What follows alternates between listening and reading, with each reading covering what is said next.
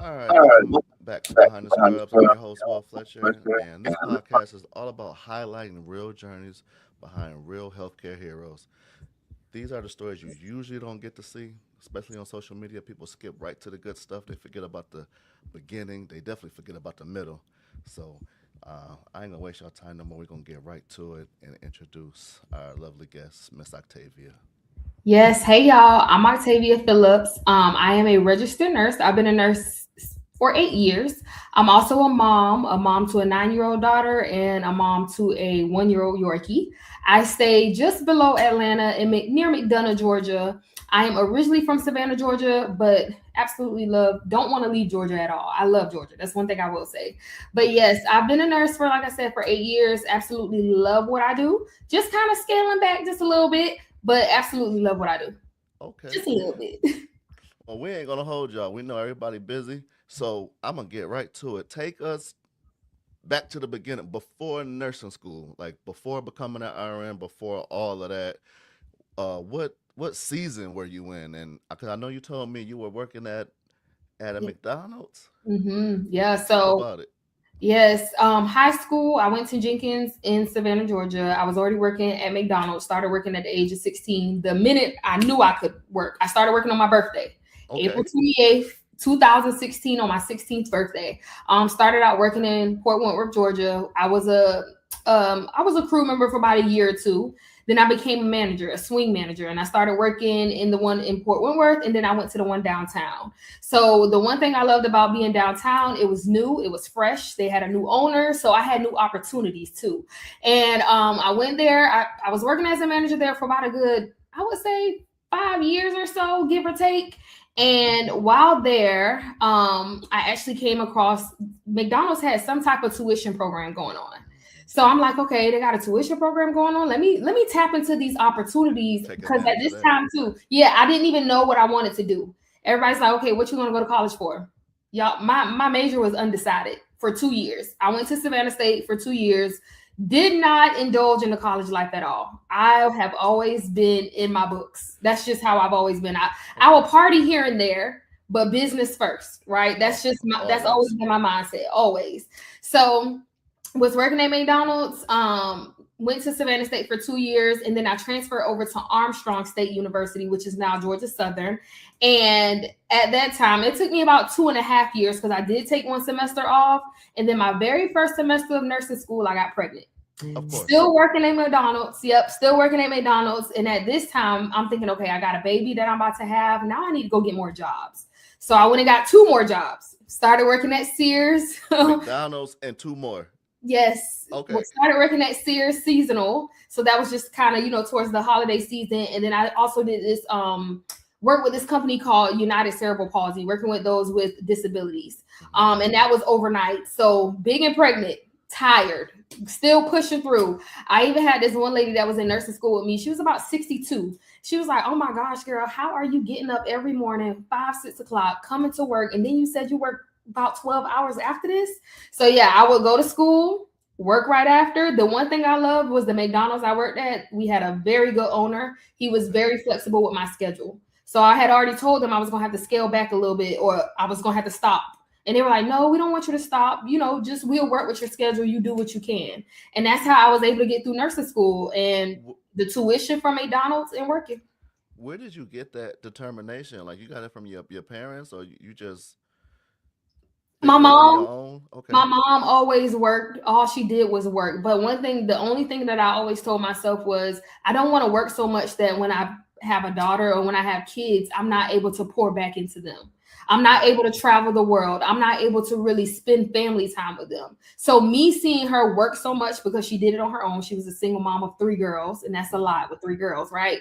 So Right. I always said I love her determination. I love what she's doing. I just don't want to do it that way. I don't want to get into this workaholic mindset that I don't get to live life. And Right. so that's why I've always been like, okay, I'm going to go, go, go. And then I'm going to scale back, get some therapeutic travel in me. And then I'm going to go back and do it again. And then that's when I came across my business and I'm like, hold on, time's out. I can travel and get paid and still be able to be a nurse and build on the side. And that's how I kind of scaled into all of that too. Wow. So being a manager at McDonald's. That's now that I think about, I never really thought about it. You was already preparing to be a nurse, right? Dealing Mhm. with the clients, dealing with the your own staffing issues, dealing with I was stuff you ain't already a got no leader. business dealing with. Yeah, already Yes, in I was leadership. already a leader. Yep. I was having to also like help out with the schedule where I could. I was having to, pick and find people's strengths, putting them in the right spots. The delegation was already there. Because in Right. nursing, you gotta delegate. So I Have was to. kind of delegating, I was already leading, I was already having to, basically set the standard, do what I had to do. Yeah, that set me up. But that's important because some people think if you don't go right into it out of high school, then they feel like they falling behind because they watching all the nurse bosses on social media, and it looked like y'all got it all together. We got it all together like from day one, and that is usually not the case. No, not at all. Like, and that's the thing. A lot of people are out here, they have the aesthetics. And I tell people all the time, like, I still got the aesthetics. I got a Benz, I got a house, I got all of that. But I like to show the real. Like, I Right. like to show I'm a mom. I have a business. I have this. I have that. I love to travel. I'm not too aesthetically. I don't do all the aesthetics. And I also, like, I'm very big on, okay, make it, save it, invest it. Right. So ever since I was in my 20s, I've been very big on, okay, I got to make sure that the foundation is set because anything can happen at any moment. That's True. how I always think. Anything can happen at any moment. So you always have to be prepared. Absolutely. And then you work with the United Cerebral Palsy. So was that your like intro into healthcare? Is that how you knew that's what you wanted to do, or not necessarily yet? No, not necessarily. That was kind of really like a gig that one of my friends who was also in nursing school with me, she was already doing it. So she Okay. was already like, "Hey, I do this. If you want to get a couple extra bucks, you can do it too." Because I worked overnight, so at that time they weren't really up, so I didn't have to do Active. too much. Yeah, I was. They were asleep at the homes, but no. What really made me want to get into it was I had to think that okay, I have grandparents. My grandparents are Hmm. aging, so there's going to be a time when they're going to go in that hospital and I got to know this terminology. Nobody else in my family knows the terminology. I got to know it. So that's kind of what led me into it. And my granddaddy was on dialysis, had stage 4 kidney disease. I knew my grandma was where I knew one of them, somebody was going to have to leave this earth first. Right. So I even set up myself with my home. I have an extra master bedroom downstairs because I knew when one leaves, the other one's gonna You're have gonna to need it. have a backup. Yeah, so Hmm. I started thinking ahead early in my 20s. And yeah, that's kind of how I went. So, and then like you said, I was already helping people, even working at McDonald's. A lot of people don't see it as helping people, but the customer service, the smiling, the greeting, the all of Hmm. that warmed me up to be able to do that for people. To just put a smile on their face. Wow. Yeah. So you was already battle tested. So when things jump up. So what setting do you mostly work in? Were you hospital, nursing home, assisted living, home Hospital care? always. You can't Hospital get me to always. work no nursing home. I never do it again. That's not your mission. That's not your ministry. Mm-mm. God told me when I walked in the rehab and that nursing home, it wasn't for me. Okay, dude. You found out early in the journey, huh? Early, I remember I had one lady rolling up on me in her wheelchair and was like, "Where's my medicine?" I said, "Oh no, nope, I'm coming." But, Like I went one day and they never saw me again. one day, They never saw me. Octavia. One day, one shift. Okay. I like the hospital. The hospital, I can always have backup, Right. right? And then I can pay close attention to my patients. The ones that I know, like for me, with my mindset, time management is key. So like I like to when I go in the mornings, my most critical patients, at Hmm. least let me put my eyes on them first. Right. But if I know I'm going to be in their room for a very long time, I'd rather go on my rooms that can be quick. Hey, in and out, do my assessment, do what I got to do, give you your meds, boom. All right, call me if you need me. But that last patient is always going to be my one that I'm going to be in the room for the longest because I want to make sure I give the care that I really, really need to if they're more critical. Everybody else that might be walkie talkies, they can do for themselves. Hmm. Hey, make sure you got everything. I'm in and out, do what I got to do. But yeah, it's just always been like that with me. So, do you remember like a specific time, like early on, when you realized this gonna be a little harder than I thought? What life? Yeah, the emotional part of nursing. Oh yes, recently. This Recently, okay, probably 8 happened years in. 8 years in. The Okay. hardest part, well, I won't even say that.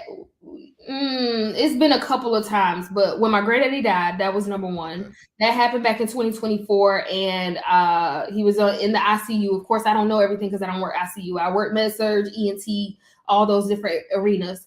But that was one of the hardest parts. But then at the same time, too, being a nurse, you become emotionally numb. So like Yeah. everybody else was crying, and of course I cry, but I don't cry in front of everybody. I Right. have become so emotionally numb in front of everybody else that when I'm behind closed doors, that's when I let it go, you know? Right. And so I didn't even attend my granddaddy's funeral. I knew I couldn't handle it. And I didn't want to put myself through that, you know, like I just was like, I can't see him like that. But it was also an instance, maybe about 2 to 3 months ago, I had a young lady. She had an 18-week-old baby. She delivered in the ER. The baby did not survive. And I had to go in the room. They asked me to go in there and help her wrap the baby up. And that was probably one of the hardest things I've ever done. My eyes were burning. I about Eyes to say, were burning. how did you hold back the tears? It was hard. I kind of didn't. I was like, all right, I'm coming back. If you need anything, let me know. She was ready to go after that. So I'm like, oh my gosh. So the shift had went the whole day. It wasn't until 6 o'clock. Mind you, I started at 7 o'clock a.m. Yeah. 7 a.m. to 7 p.m. is my shift. She had the baby on her chest all day. I never looked at it though. I would, hey, you need anything? You're good. Okay, you got your meds. Da da da da. She can get up and move on and do on her own. But her Right. and the child's father were just laying down, and she's just eyes up, staring in the air most of the day.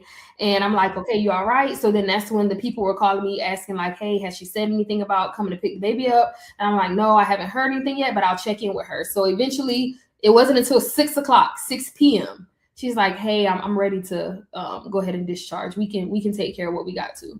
And that was the hardest thing. I can't even imagine. Yeah, it Wow. was that I've never done that.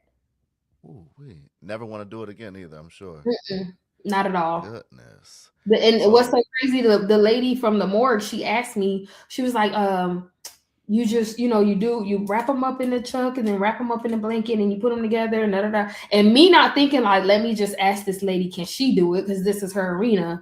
I'm thinking like, right. I'm the nurse. I got to handle this. I got to do this. But I mean, I took it, but I'll never forget that. Yeah, man, that's rough. I hate you even had to go through that.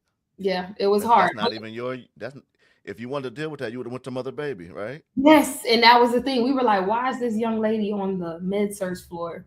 It didn't make sense, but that shows you that nursing is wild. Yeah. What was the real quick? What was the most challenging part of, over for the whole journey of from transitioning from McDonald's through nursing school to full fledged RN? Believing in myself. That's one thing that we don't talk a lot about. When you're growing up, you don't see a lot of people that have done it before, right? So being a nurse, it For was sure. already hard. Like I didn't in high school, I didn't have to study like that. I was like, oh, I can retain this. That's anything. I got this.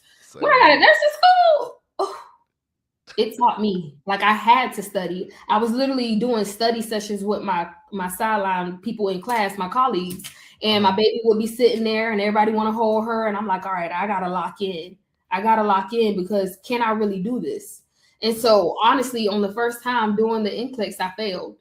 And I Right. thought, dang, I done went through 2 years, 2.5 years of nursing school, and I can't pass this test. Yeah. So I had to take about a week off and I had to scale back and I told myself just release, cry it out, do what you got to do. But then tomorrow, let's get back to studying. I had to give myself a break. And all my friends were passing the test and I'm like, "Dang, God, is this really for me?" Yeah. That's when I started to question myself. But then I had to tell myself like I didn't come this far for nothing. You got Right. to keep going. And that's one thing a lot I'm sure a lot of people have those limiting beliefs on themselves too. Hmm. So I always tell anybody that follows me, anybody that watches my journey, you're not the only one that has limiting beliefs, but at the end of the day it's you and you in that mirror. That's it. That's it. That's it. It's you versus you. You're not in That was my competition next with nobody question. else. I was gonna say, did you ever get to a point and be like, no, I'm about to pivot. This ain't for me. Mm-mm. I knew nursing was for me. I absolutely love taking care of people. That's outstanding, man. So, and I think a lot of listeners need to hear that part specifically because it's not going to be easy. It's not supposed to be easy. It sounds cliche, right? If it was easy, everybody would do it, but it's the honest to God truth.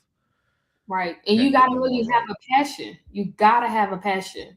I see a lot of people going into nursing, but some people, like you say, they see the money, right? Hmm. They think it's all whistles and they think it's everything, but you don't realize the emotional spillover that you got to deal with when you're leaving Right. home. Like I would have to get in the car. I would tell my boyfriend and my daughter, like, y'all, I can't just give me some time. I just got to get me together. It's been a long day. Please don't talk to me. Just turn the music on. Let's ride home. And that's the one thing that I don't like about it is because Hmm. you have to learn how to clock out of that job when you leave. Yeah, Clock out mentally, physically, and emotionally, and for go sure. home and deal with home. Because then I got a 9-year old at home that needs me too, right? Right. She needs help with homework. She needs a hug. She needs whatever. Her day might not be going good. And I got to Right. sit here and be like, all right, let's take the nurse hat off. Let's put mom hat on. Or even Right. two, even with my boyfriend in a relationship, let's take the nurse hat off. Let's put the girlfriend hat on. Let's do what we Right. got to do. And that's the hardest part. What what's your go-to? What helps you when you're struggling emotionally and mentally? Do you sing, dance, cry, laugh, read? Travel. Try, I travel. Literally. understood. I even told my boyfriend my love language is travel. But one thing that I've started realizing, because like say for instance, is May. Usually Hmm. I would have taken at least 3-4 trips by now. I haven't taken any major trips this year.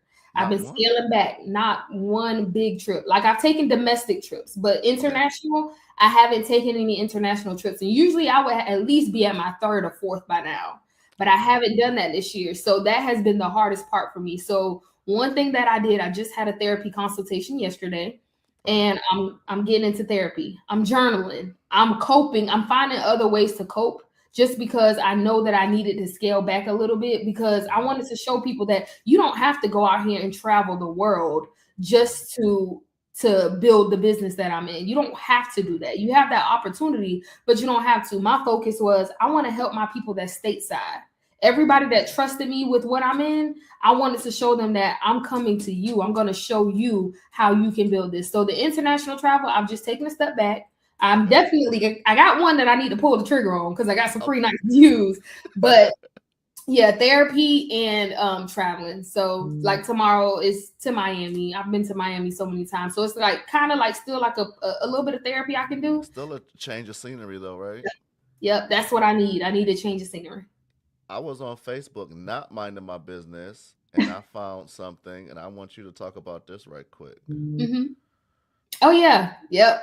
On Wednesday, so I actually had one of my sideline sisters ask me today. She has another nurse that'll be on too. So on Wednesday at 8 p.m., we are going to be doing a quick interview. Nurses in Business is going to be myself and another nurse. Her name is Ashley. She is up Okay. in the DMV area. So we're both going to be interviewed and just show like exactly how nurses are able to turn their passion for helping other people from the bedside to the beaches.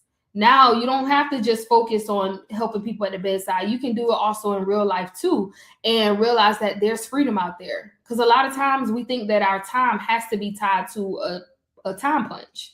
You don't have to go out there and only build somebody else's dream. What about Right. yours? Exactly.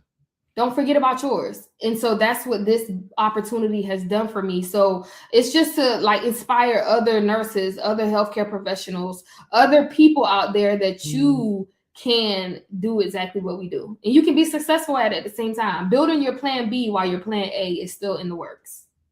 Okay. I love it. I love it. Yep.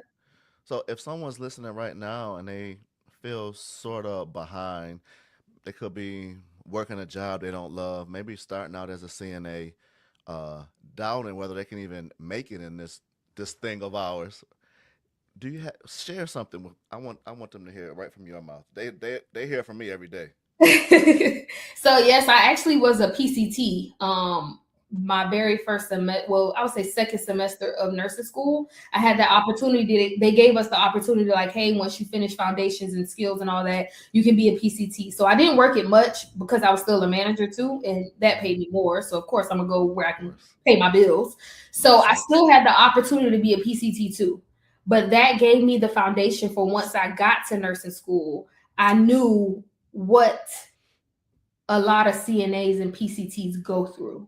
So even as a nurse now, like if it's something as simple as getting some water or small things, I'm not calling my tech to do that. I can do that. Right. I understand how it is, but that's the foundation. And just know that your current situation is not your final destination. Whatever you I want, like that. whatever you want in life, write it out, make a plan, execute. That's the thing. A lot of people will write it out, they'll talk about it, and then they go out and they tell everybody else their plans. I actually just made a reel on this. Stop I telling seen people that. your plans. Just go out there and do it. Once you've done and the scoreboard is all put together, then that's when you go out there and you show it. The work gonna speak for itself. The work's gonna speak for itself. All you gotta do is go out there and do the work. Execute. A lot of people fail to execute. Right. We think that we know what we're doing, and then we fail to realize that sometimes everything is not going to be on our time clock. God won't give it to you until he feels like you're ready for it. That's True. why I said when I failed the NCLEX, I just wasn't ready for it. It wasn't my time. Okay. Everybody else might have passed it, right? But it wasn't my time. Right. So just know that whatever it is that you want to do, you can do it. You just have to believe in yourself. It all goes back to belief. When you were 3 years old, you believe you could do anything, right? Mm-hmm.